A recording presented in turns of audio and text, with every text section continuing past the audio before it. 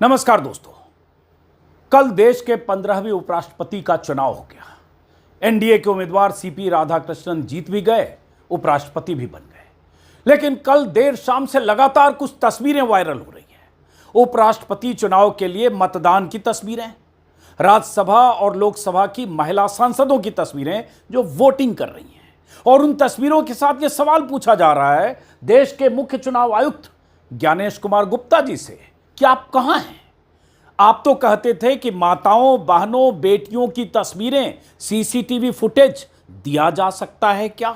इतने चिंतित थे कि आप वोटिंग करने वाली महिलाओं, माताओं, बहनों की तस्वीरों को उनकी प्राइवेसी से जोड़ रहे थे, क्योंकि कांग्रेस की तरफ से, राहुल गांधी की तरफ से सबूत के तौर पर वोटिंग में गड़बड़ी का आरोप लगाते हुए सबूत के तौर पर सीसीटीवी फुटेज मांगे गए थे। आड़ ली थी ज्ञानेश गुप्ता ने माताओं, बहनों, बेटियों, बहुओं की। लेकिन कल उपराष्ट्रपति चुनाव के लिए मतदान के दौरान ऐसी तस्वीरें खींची जा रही थी, खिंचवाई जा रही थी और वायरल हो रही थी। तो क्या ज्ञानेश कुमार गुप्ता ने जो दलील दी थी वो दलील यहां लागू नहीं होती है? और इसी सवाल के साथ बहुत सारे लोग कई तस्वीरें ट्वीट कर रहे हैं, इसलिए मैंने लिखा, मुख्य चुनाव आयुक्त महोदय, अब कहां गई महिलाओं की प्राइवेसी? और महिलाओं की प्राइवेसी, माताओं, बहनों की प्राइवेसी की आड़ इसलिए ली ज्ञानेश गुप्ता ने क्योंकि सीसीटीवी का फुटेज वो नहीं देना चाहते थे। दलील क्या क्या दी गई आगे इसी वीडियो में दिखाऊंगा, लेकिन जरा तस्वीरों की बात और उस लॉजिक की बात जिसे मैं थेथरोलॉजी कहता हूं, बिहार में कहा जाता है थेथरोलॉजी।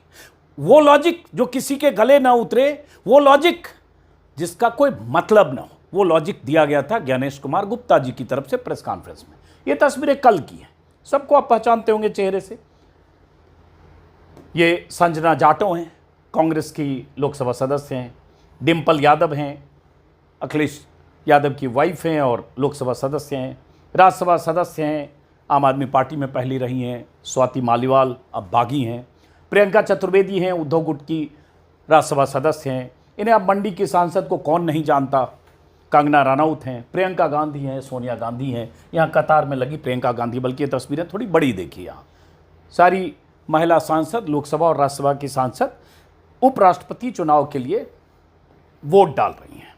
ये तस्वीरें बाकायदा खींची भी गई, खिंचवाई भी गई, वायरल भी हुई और एकदम वोट डालने के वक्त की तस्वीरें हैं। यही तो राहुल गांधी ने कहा था कि उन्हें सीसीटीवी फुटेज चाहिए पोलिंग बूथ के, पता चले कि पोलिंग बूथ के भीतर कौन गया, कौन निकला, कितनी बार गया या कितनी बार वोट किया, या अगर कोई गड़बड़ी है तो पोलिंग बूथ के उस सीसीटीवी की जांच करना चाहते हैं। लेकिन चुनाव आयुक्त ने जो दलील दी आप जानते हैं। अब सवाल ये उठता है, यहां भी तो ये माताएं, बहनें, बहू, बेटियां सब हैं, तो ये तस्वीरें ये भी ठीक है, उपराष्ट्रपति का चुनाव है, लेकिन है तो खींची तो जा रही है। और किसी भी पोलिंग बूथ पर वोट देने वाली महिलाओं की तस्वीरें हजारों, आप गूगल सर्च कीजिए, women casting her vote in या their vote in polling booth, महिला पोलिंग बूथ पर वोट डालती हुई आप गूगल सर्च कीजिए, हजारों तस्वीरें मिलेगी। हमेशा से तस्वीरें खींची जाती है, वो तस्वीरें कुछ आगे भी दिखाऊं, लेकिन ज्ञानेश कुमार गुप्ता ने थेथरोलॉजी का सहारा लिया। तस्वीरें दी जा सकती हैं क्या? सीसीटीवी फुटेज दिया जा सकता है क्या? आगे उनका वीडियो। अब ये साहब, इनको कौन नहीं जानता, निशिकांत दुबे जी हैं, मोदी जी के लाडले हैं, प्रिय हैं। ये तो बाकायदा वहाँ आगे फ्रेम भी क्लियर करवा रहे थे उपराष्ट्रपति के लिए चुनाव देते वक्त, वोट देते वक्त। और ये बाकी सांसद सब दिख रहे, मनोहर लाल खट्टर दिखे और सब दिख रहे, तो बाकायदा सब फोटो सेशन, तस्वीरें, वीडियो सब बन रहे थे। यहाँ प्राइवेसी का सवाल नहीं है, ज्ञानेश गुप्ता का लॉजिक। और आज बीबीसी ने एक कार्टून छापा है, देखा आपने? वहाँ माताओं, बहनों के वोट डालते हुए फोटो, वीडियो सरेआम दिखाए जा रहे हैं। इलेक्शन कमीशन ऑफ इंडिया को एक लड़की, महिला कंप्लेन करती हुई, क्योंकि यही इलेक्शन कमीशन ऑफ इंडिया ने कहा, बड़ी चिंतित कि कैसे दिखाई जा सकती है, प्राइवेसी का सवाल, पोलिंग बूथ की तस्वीर, प्राइवेसी का सवाल है पोलिंग बूथ का। और ऐसे भी अगर पोलिंग बूथ पर देखें, जैसे मैं कुछ तस्वीरें दिखाता हूं आपको पहले, उसके बाद ज्ञानेश कुमार गुप्ता जी से आता हूं। जैसे ऐसे पोलिंग बूथ है, अब देखिए ये सब पिक्चर है, गूगल से ही निकला है। ज्ञानेश कुमार गुप्ता ने क्या कहा, राहुल गांधी ने क्या कहा, ज्ञानेश कुमार गुप्ता के पूर्ववर्ती सीसी राजीव कुमार ने क्या कहा, आगे दिखाता हूं। ये देवेंद्र फडणवीस साहब, महाराष्ट्र के मुख्यमंत्री, हालांकि ये चुनाव 21/10/2019 की वोटिंग का है, लेकिन वो है उनकी पत्नी। ऐसे ही बना होता है और इसके भीतर यहाँ वोट कास्ट होता है, वहाँ सीसीटीवी लगे होते हैं। इसमें कहाँ कौन सी प्राइवेसी कॉम्प्रोमाइज हो रही है ये नहीं पता चल रहा है। किस शख्स ने कहाँ ईवीएम का कौन सा बटन दबाया, सिर्फ पिक्चर और तस्वीर उसका वीडियो होता है एविडेंस के तौर पर, और 45 दिन तक रखा जाता है। ये चुनाव आयोग दलील दे रहा है कि 45 दिन के बाद हम डिस्ट्रॉय करते हैं। अगर सीसीटीवी फुटेज वहां लगा है और लगा होता है तो ऐसा तो हो नहीं सकता कि 45 दिन तक प्राइवेसी में दखलंदाजी नहीं है, 45 दिन के बाद प्राइवेसी में दखल है। ये कौन सा लॉजिक है भाई? अगर प्राइवेसी का ही सवाल है तो सीसीटीवी फुटेज पर करोड़ों रुपए खर्च होते हैं देश भर में, होने नहीं चाहिए। पहले दिन से प्राइवेसी का हनन है।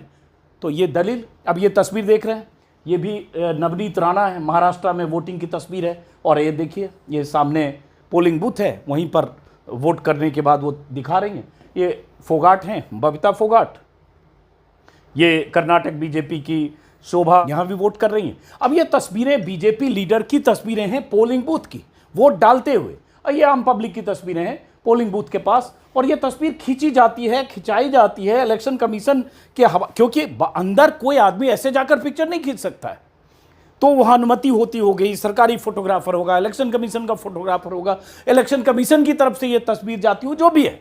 बट ये सारी तस्वीरें इंटरनेट पर उपलब्ध है, इस तरह से वोट करने की तस्वीर हर चुनाव में। लेकिन ज्ञानेश कुमार गुप्ता जी का लॉजिक कि कैसे माताओं और बहनों की तस्वीरें, कैसे फुटेज दी जा सकती, सीसीटीवी फुटेज कैसे दिया जा सकता है, क्या कहा था और राहुल गांधी क्या कहते रहे, जरा पहले ज्ञानेश कुमार गुप्ता जी को सुनिए और क्यों लोग ये तस्वीरें दिखा रहे हैं। कई मतदाताओं की फोटो उनकी अनुमति के बिना मीडिया के समक्ष रखी गई, उनके ऊपर आरोप लगाए गए, उनका इस्तेमाल किया गया। क्या अपनी माताओं, बहुओं, बेटियों सहित किसी भी मतदाता की सीसीटीवी वीडियो चुनाव आयोग को साझा करनी चाहिए क्या? हमने कुछ दिन पहले देखा, फिर सुनिए, कि कई मतदाताओं की फोटो उनकी अनुमति के बिना मीडिया के समक्ष रखी गई, उनके ऊपर आरोप लगाए गए, उनका इस्तेमाल किया गया। क्या अपनी माताओं, बहुओं, बेटियों सहित किसी भी मतदाता की सीसीटीवी वीडियो चुनाव आयोग को साझा करनी चाहिए क्या? कितनी कितनी चिंता है उन्हें कि माताओं, बहनों, बेटियों, बहुओं की तस्वीर या सीसीटीवी फुटेज चुनाव आयोग को साझा करनी चाहिए क्या, या किसी भी मतदाता की साझा करनी चाहिए क्या? जैसे ये अभी अभी अवतरित हुए हैं और दुनिया ने, भारत ने कोई चुनाव देखा नहीं, और भारत के पोलिंग बूथ पर, हजारों पोलिंग बूथ पर या लाखों मतदाताओं की तस्वीरें जैसे पहली आई नहीं, सब कुछ गूगल पर मौजूद है। बार बार बात ये होती है कि भाई ये ऐसे बंद है जो बूथ बना हुआ है जहां पोलिंग हो रही है, ईवीएम यहाँ रखा है, यहाँ पर कोई कैमरा नहीं होता, इधर आप तस्वीर नहीं खींच सकते, ऐसे बना बॉक्स जैसे मैंने अभी आपको दिखाया, देवेंद्र फडणवीस जो पोलिंग कर रहे हैं, यहाँ पे कुछ नहीं, कैमरा नहीं होता, और यहाँ तस्वीर खींची गई है, खिंचवाई गई, और ये सब तो बीजेपी लीडर है। और जो कल तस्वीरें इतनी खींची गई, और ये जो तस्वीरें कल जो वायरल हो रही है, ये सारी तस्वीरें, ये मुझे नहीं पता कि क्या इनसे पूछा गया, इनसे पूछा गया, इनसे पूछा गया, इनसे पूछ कर सब ये तस्वीर वायरल हो रही है। और ऐसे भी कोई वोटर की तस्वीर अगर खींची जा रही है, खींची जाती है, वहाँ प्राइवेसी कहाँ है, ये सवाल है। लेकिन ज्ञानेश कुमार गुप्ता की एक दलील, उसी तरह से जो उनके पूर्ववर्ती जो राजीव कुमार थे, शेर शायरी सस्ती शायरी सुनाया करते थे, उसकी दलील से पहले एक सोशल मीडिया, यूट्यूब, माफ़ करें, ट्विटर के यूजर ने लिखा, आदरणीय ज्ञानेश कुमार मुख्य चुनाव आयुक्त, सादर निवेदन है कि इस फोटो को इंटरनेट से डाउन करवाया जाए, इससे मोदी जी की निजता का हनन हो रहा है। वोट डालते हुए किसी की फ़ोटो नहीं लेनी होती है, मोदी जी हैं उपराष्ट्रपति चुनाव का वोट डालते हुए। इस कैमरामैन सहित उपराष्ट्रपति चुनाव में तैनात चुनाव आयोग की पूरी टीम के विरुद्ध कानूनी कार्रवाई होनी चाहिए। जब प्रधानमंत्री की निजता का ये हाल है तो आप जनता की बहू बेटी माता बहन की निजता तो चुनाव आयोग के लोग ही भंग करते रहते हैं। वो भी बूथ के अंदर टेबल लगा के 4-4 लोग बैठते, ये करो वो करो बताते रहते हैं और वोट डालने वाले भी देखते रहते हैं। निजता का हनन है, कृपया संज्ञान लेकर कृतार्थ करें। धन्यवाद। निजता के प्रति जागरूक आपका एक साथी।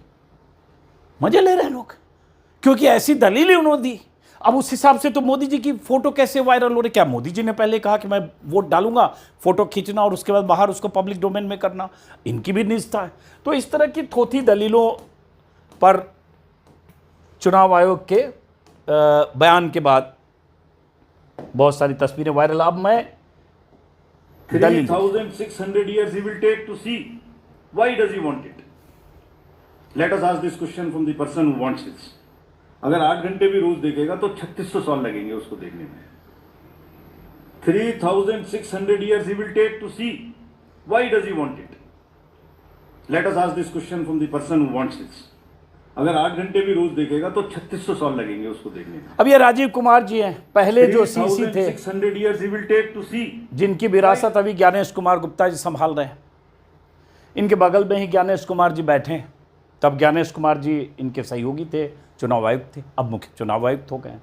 अब इन्होंने एक किस तरह से हिसाब जोड़ा, कौन से कैलकुलेटर से जोड़ा, कैसे जोड़ा, इन्होंने जोड़कर बताया कि 8 घंटे रोज भी अगर लोग देखना चाहेंगे जो सीसीटीवी फुटेज, चूंकि विपक्ष लगातार मांग रहा है, तो 3600 साल लगेंगे। ये एक फार्मूला दिया इन्होंने। ये 7 जनवरी 2025 का राजीव कुमार का बयान है। तब भी बात आई कि क्या मूर्खतापूर्ण बात कर रहे हो? कौन कह रहा है कि देश में जो लाखों बूथ हैं, लोकसभा चुनाव या जो भी चुनाव होते हैं विधानसभा, हर बूथ की वोटिंग का सीसीटीवी, पूरा सीसीटीवी फुटेज है? कौन चाह रहा है? कौन कह रहा है? बात यह हो रही है कि जहां संदेह है, जिस इलाके में लगता है वोटिंग में गड़बड़ी हुई है, जिस इलाके में लगता है कि वोटर्स जितने थे उससे ज्यादा वोटिंग हुई है, या वोटर्स की संख्या में इजाफा हुआ है, या डबल वोटिंग हुई है, या कुछ और फर्जीवाड़ा हुआ है, सेलेक्टेड ढंग से अगर कोई फुटेज मांगता है उसको देने में क्या हर्ज है? लेकिन तब दलील दी गई 36 साल की, जिसको बदल के ज्ञानेश कुमार गुप्ता जी ने बहुओं बेटियों माताओं की आड़ ली। ये वही ज्ञानेश कुमार गुप्ता हैं जो जिस तरह की दलीलें दे रहे हैं लगातार एसआईआर को लेकर, और एसआईआर को लेकर उनकी घेराबंदी हुई और आखिर में सुप्रीम कोर्ट में एक तरह से कहें जबरदस्त फटकार लगने के बाद, बार बार सुनवाई के बाद सुप्रीम कोर्ट में चारों खाने चित हुआ चुनाव आयोग। राहुल गांधी क्या कहते रहे सीसीटीवी फुटेज को लेकर, जरा सुनिए। इलेक्शन कमीशन से कहा, उनको कहा हमें वीडियोग्राफी दिखाओ, इलेक्शन कमीशन ने मना कर दिया। हमने उनसे सीसीटीवी जो वीडियोग्राफी है वो मांगी, मना कर दी। भाइयों और बहनों, मैं आपको इस स्टेज से कह रहा हूं कि पूरे हिंदुस्तान में विधानसभा के चुनाव, लोकसभा के चुनाव चोरी किए जा रहे हैं, और इनकी आखिरी साजिश यह है कि बिहार में एसआईआर करके नए वोटरों को जोड़कर वोटरों को काट। अब ये एसआईआर से जुड़ी सभाओं में राहुल गांधी लगातार ये सवाल उठा रहे थे, और इसके पहले भी जब कर्नाटक को लेकर राहुल गांधी ने प्रेस कॉन्फ्रेंस किया और कर्नाटक की एक विधानसभा सीट पर 1 लाख से ज़्यादा वोटर्स में गड़बड़ी या फर्जी वोटर की बात की, तो उसके पहले और उसके बाद राहुल गांधी लगातार सीसीटीवी की मांग करते रहे। अब बात आती है कि उस मांग को लेकर और उसके बाद जो सवाल पूछे जा रहे हैं कि ज्ञानेश कुमार गुप्ता जी कहाँ हैं। एसआईआर में क्या हुआ आपको पता होगा, अपडेट फिर कर दें। परसों के वीडियो में मैंने आपको बताया था, योगेंद्र यादव जी से हमने बात की थी, जो एक याचिकाकर्ता है, जो बहुत सारे याचिकाकर्ता एसआईआर में जिस तरह से सुप्रीम कोर्ट आंकड़ों को छुपाने की कोशिश कर रहा था, या जिस तरह से सुप्रीम कोर्ट मनमाने ढंग से 11 दस्तावेजों के आधार पर बहुत सारे वोटर्स को चुनाव आयोग की तरफ से बनाई जा रही नई लिस्ट से बाहर करने का मंसूबा रहा होगा, जो आशंका थी, उन आशंकाओं को सुप्रीम कोर्ट के फैसले के बाद विराम लगा है, आदेश के बाद विराम लगा है। सुप्रीम कोर्ट ने परसों ऑर्डर दिया कि आपको आधार को 12वें डॉक्यूमेंट के तौर पर मानना पड़ेगा, और नतीजा ये हुआ कि कल यानी 9 तारीख को ये ऑर्डर है इलेक्शन कमीशन की तरफ से, इलेक्शन कमीशन ऑफ इंडिया की तरफ से, जो बिहार के चीफ इलेक्टोरल ऑफिसर को भेजा गया है, जिसमें लिखा हुआ है acceptance of Aadhaar as proof of identity during SIR, reference Supreme Court order dated 8/9/2025, और उसके बाद इसमें लिखा है कि अब आपको आधार भी एक्सेप्ट करना होगा। इस तरह से सुप्रीम कोर्ट के ऑर्डर के बाद चुनाव आयोग को झुकना पड़ा।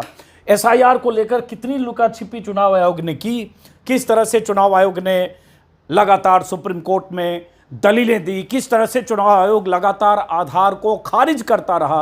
वो किसी सूरत में चुनाव आयोग नहीं चाहता था कि आधार को 12वें डॉक्यूमेंट के तौर पर माना जाए या आधार को वोटर लिस्ट में शामिल करने का आधार माना जाए। चुनाव आयोग की तमाम दलीलें 8 तारीखें पड़ी, 8 तारीखों में 3-3 घंटे तक बहसें हुई। बड़े बड़े दिग्गज वकील प्रशांत भूषण, कपिल सिब्बल, अभिषेक मनु सिंघवी, वृंदा ग्रोवर, तमाम दिग्गज, गोपाल शंकर नारायण, तमाम दिग्गज वकीलों की दलीलों के बाद आखिरकार चुनाव आयोग की दलीलों ने दम तोड़ा। और उसके बाद चुनाव आयोग का जो मंसूबा पहली बार एक शिकस्त हुई, जब 65 लाख लोगों का नाम किस वजह से कटा, विस्तार से उन्हें अपनी वेबसाइट पर पब्लिश करना पड़ा। और दूसरी बड़ी हार चुनाव आयोग की कि आधार को 12वें डॉक्यूमेंट के तौर पर सुप्रीम कोर्ट के आदेश के बाद चुनाव आयोग को मानने को मजबूर होना पड़ा। अब फाइनल बिहार में जो लिस्ट आनी है वो 30 सितंबर को फाइनल लिस्ट आएगी, तब पता चलेगा कि उसके बाद इस बीच चुनाव आयोग या उनके अधिकारियों ने, ईआरओ ने या जो जिला निर्वाचन अधिकारी ने क्या किया है, कितने लोग छूटे, क्यों छूटे, क्या सवाल है। लगातार जब तक फाइनल लिस्ट नहीं आती है तब तक वो सवाल आते रहेंगे और फाइनल लिस्ट आने के बाद भी अगर सवाल उठते हैं तो उन सवालों का जवाब हम तलाशने की कोशिश करेंगे। लेकिन फिलहाल सबसे बड़ा सवाल, कहाँ हैं ज्ञानेश कुमार गुप्ता जी। उस लॉजिक के साथ तो ये तस्वीरें नहीं आनी चाहिए, क्योंकि यहाँ भी प्राइवेसी का सवाल है। प्राइवेसी का सवाल, प्राइवेसी की आड़ में ज्ञानेश गुप्ता सीसीटीवी की न देने की दलील दे रहे हैं। और यही लगातार सवाल उठ रहा है कि 45 दिन तक अगर सीसीटीवी फुटेज रखना सही है, जो ज्ञानेश कुमार गुप्ता या चुनाव आयोग कहता है कि 45 डेज तक हम रखते हैं, तो फिर उसके बाद गलत कैसे है। अगर कोई प्राइवेसी में दखलंदाजी है, प्राइवेसी का हनन है, तो 45 दिन में भी है। बहरहाल इस वीडियो को यहीं ख़त्म करते हैं।